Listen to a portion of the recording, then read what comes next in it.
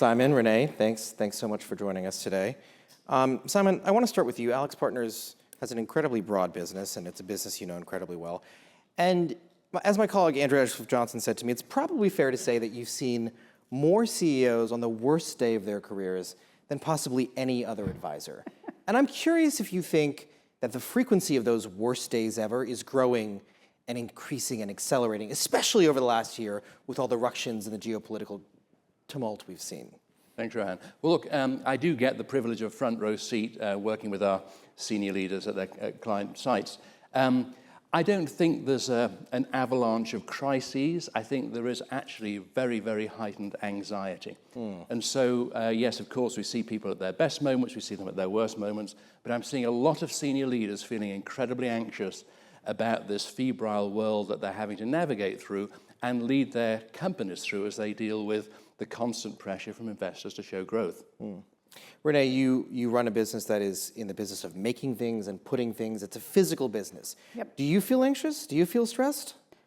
I don't know anyone in this day and age that doesn't feel that from time to time. More so than you did a year ago then? I don't know. I think we're starting to build some muscles in the business area around these things are going to come up and we can't hyper-focus on them only.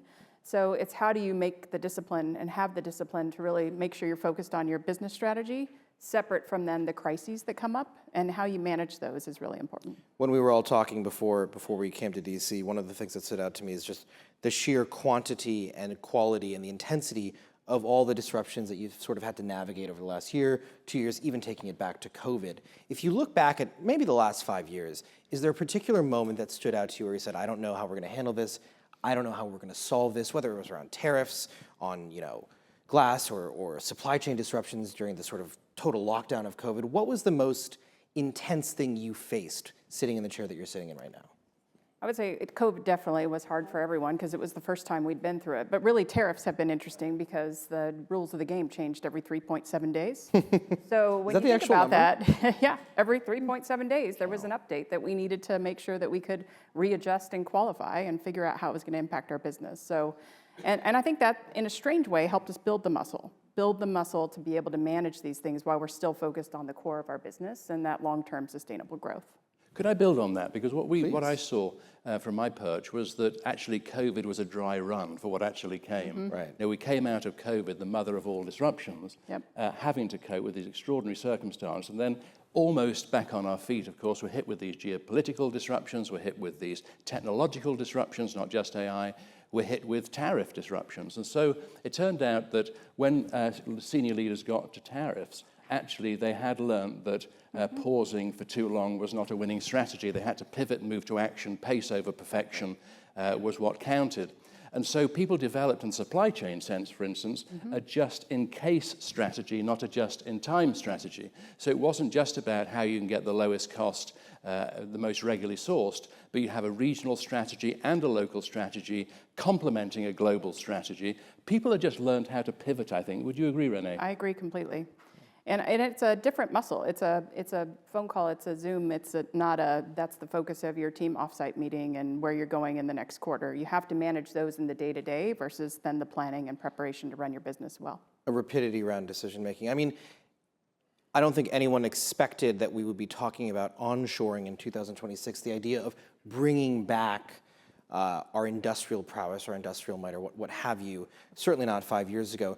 Do you feel, Simon, like the world is moving towards a more multipolar existence where we are less globalized, more regionalistic? How are CEOs thinking about that? How are they planning for that, if that is the case? Well, I and maybe many people in senior leadership grew up in a world that felt increasingly flat, where you could move goods and services and capital in a frictionless way.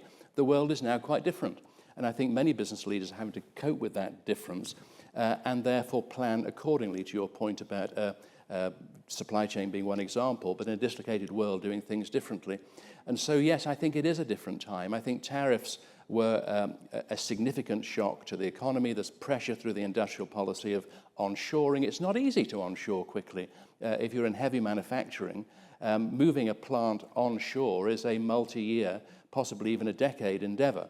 And so there's been lots of commentary and lots of signaling about the intent to do it, but in reality, these are not pivots that can happen quickly. No. And Renee, from where you sit, right, you obviously are in the business of largely going to customers' homes, installing things for them. That's a business that takes time, that takes training. Certainly there's technology involved, but you need human expertise. As more and more Americans hit the job market, find it harder to find jobs, are you satisfied with the quality of workforce that you have available to you? Are you hiring? Are you growing? Or are you sort of holding right now in terms of picking up new installers, growing your workforce? No, we've hired almost 2,000 technicians in the first quarter. And so when you look at that, we're growing. It's a trade. It's also not an easy trade. It's a manual job. And so the question for us is, how do we build longer term careers? How do we keep technicians longer? How do we use technology to help them with tools? But it's an area where we are finding really good candidates, and also looking at who really wants to have a trade as a career versus a trade as just a part-time job for now. That's become the idea that we are, as a workforce, going to shift maybe a little bit away from the four-year degree towards more hard skills, towards trade schools. Do you offer some sort of training to them when they come, or do they have to come sort of with an AST certification or some sort of advanced degree in their particular field to join and work with you? No, we train them for at least a 6-week period before they even can assist on a job, let alone do work.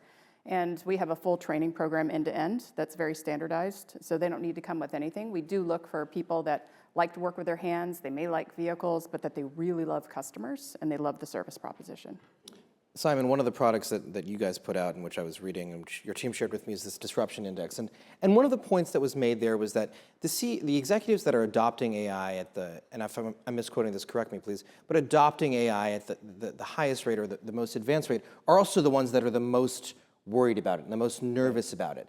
And there seems to be this sort of newfound deep-set anxiety amongst executives that they are going to basically be automated out of existence, that their children or that their juniors will find themselves working jobs that they never would have imagined working. What's your sense of where that anxiety springs from? So look, I think that it pays to be paranoid at moments like this, that actually people shouldn't sit back in their seats a bit too comfortable with their current quarterly earnings. And so what we're seeing is, just by point of reference, about almost a decade ago, we started studying disruption, about 3,200 executives in the major economies of the world, and started to ask them a bunch of questions, not just to get the pulse check of that day, but a trend. And what has been very, very palpably obvious is the anxiety for CEOs has gone up and up and up because of so many uncertainties, so many disruptions to manage. But what we're also finding is in that cohort of 3,200 executives, there are people who, about 15, 17% of that group, who are simply outperforming all of their peers. They're leading organizations that are growing revenues and growing earnings. So we started to study what is it that they're doing differently. We call them the growth leaders. And interestingly, to your question, Rohan, the growth leaders were highly correlated to the most anxious CEOs. They were pivoting so quickly based on market circumstance, based on technological developments. They were trying all these different ways of capitalizing on AI rather than just being challenged by it. And fundamentally, these growth leaders shared an attitude that they saw opportunity in the disruption, not just challenge. So is anxiety up? Yes. Is that at a cost of performance? Not necessarily, but my goodness, they do understand the very challenging period they're leading through. You've grazed against something which I've sort of tried to pressure test with folks over the course of this week, which is, are companies actually seeing a real ROI on the AI trials that they're running, the spend that they're deploying? Because it's millions, tens of millions of dollars just to try these products out. Now, they're not sticky the way that SaaS businesses are. You aren't committed to seats, but it's still a lot of labor, it's a lot of manpower, and it's a lot of cost to get here. Are companies seeing,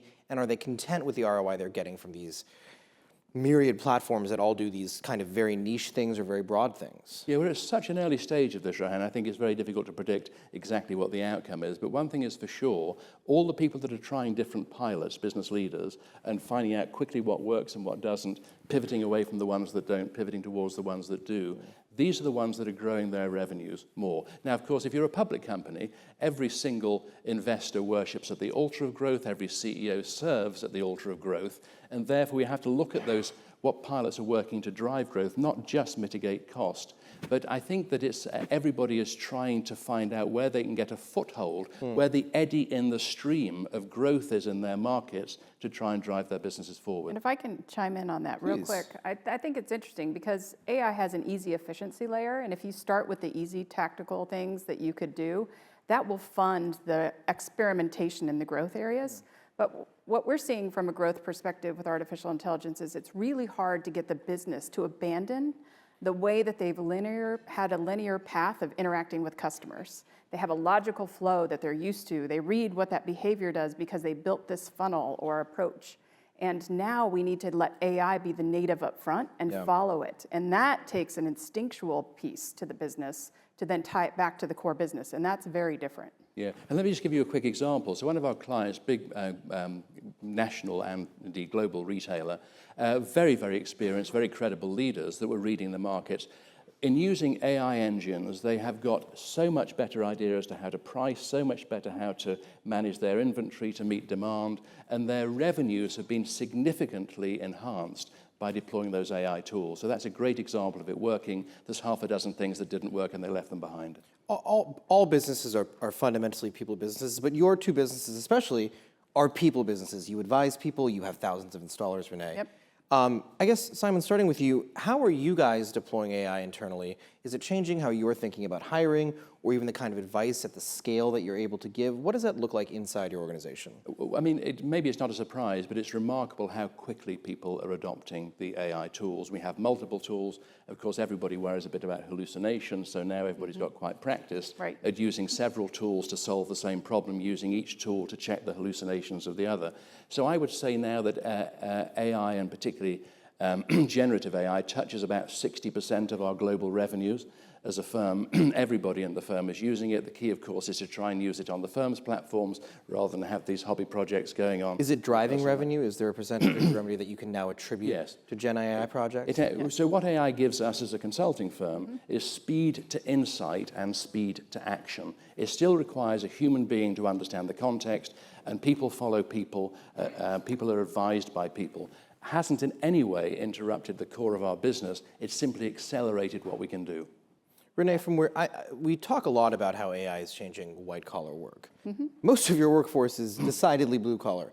Are you deploying that technology in the field with your installers? Yes, actually, that's where we've started. So when you look at it, it's really our people and our customers are our two biggest audience. And when it comes to our people, we immediately started using solutions to help us screen and qualify the right people to be trainees, to become a technician.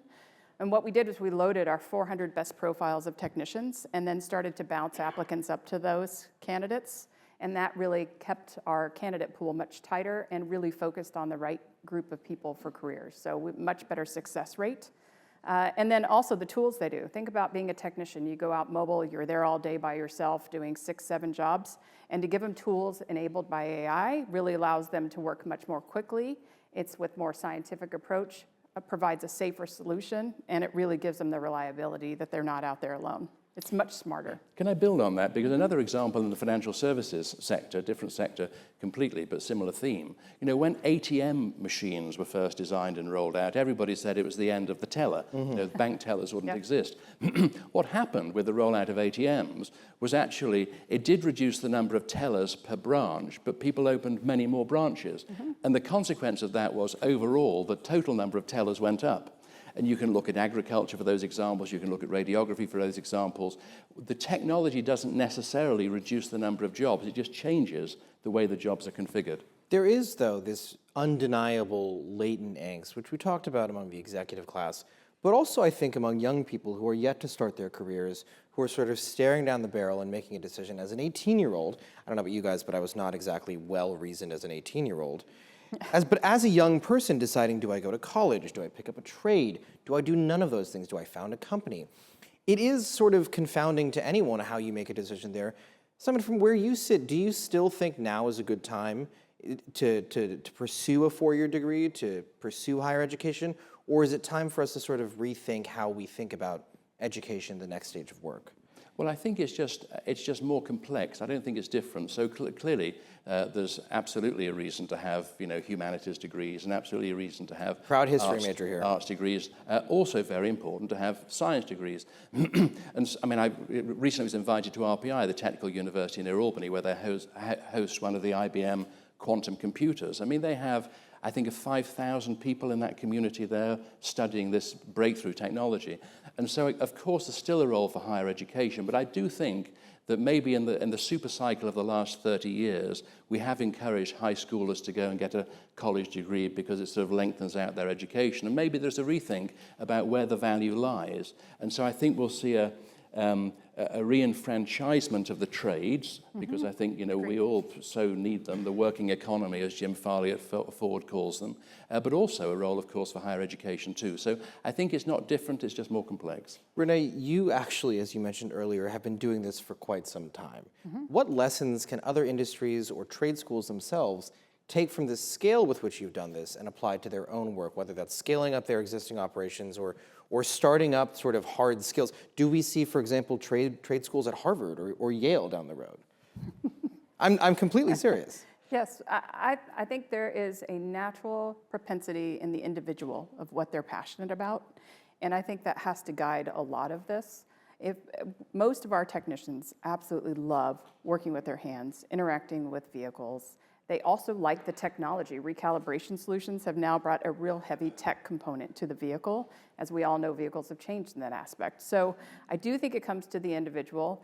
I do think they need great training, regardless, to really know what they're doing, because every vehicle is different in our example, same with other industries. But again, we help a lot of people work their way through college as technicians. And then they decide they want to be a store manager or a district manager. So again, that individual piece, I think, is what prepares you, and then the opportunity you provide yourself. Maybe even the market drives it too. I mean, at our home, if our internet goes out, I can much more quickly get someone to mend the internet than to get a plumber. And so I think the market will determine it. Yes, agree. We are in D.C., and I want to talk about the regulatory picture. Simon, with you on a macro level, but Renee, with you on a much more specific level. Some of your competitors have accused you of what's called sort of self-preferencing.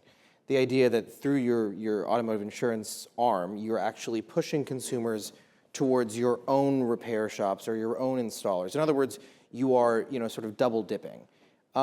This comes as Americans are incredibly concerned about affordability, but probably most so around their vehicles, right? The price of gas, the inputs that go into something that they can't live without. How do you respond to those claims from your competitors, and what do you think more broadly about choice and competitiveness in this landscape?